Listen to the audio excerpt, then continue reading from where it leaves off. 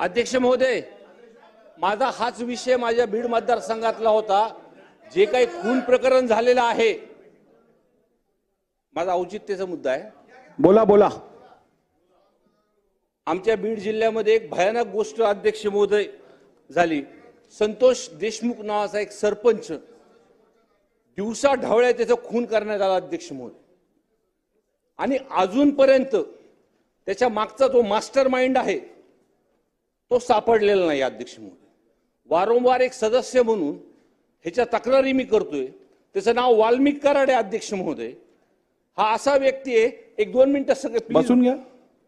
बोलतायत सदस्य, सदस्य बोलतायत, बसून घ्या।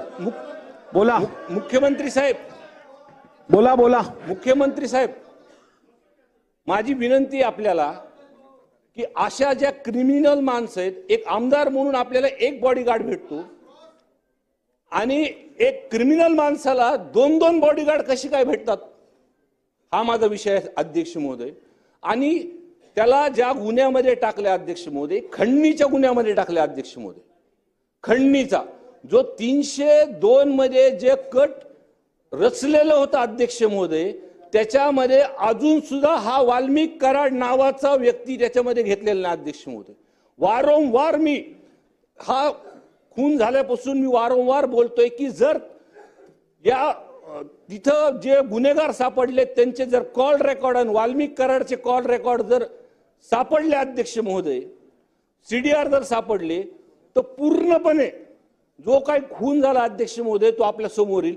माझी विनंती आहे मुख्यमंत्री साहेबांना की आपण चॅलेंज म्हणून गडचिरोली जसं घेतात तसं चॅलेंज म्हणून आमचा बीड जिल्हा घ्या, आणि हा जो गुन्हेगारीचा पॅटर्न आमच्या जिल्ह्यामध्ये वाढत आहे अध्यक्ष महोदय, ह्याच्यावरती आळा काढा।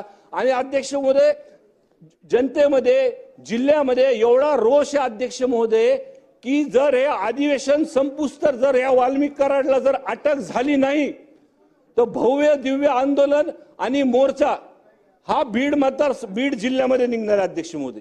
माझी विनंती आहे मुख्यमंत्री महोदयांना की आपण नाही, आपण साहेब बोला ह्या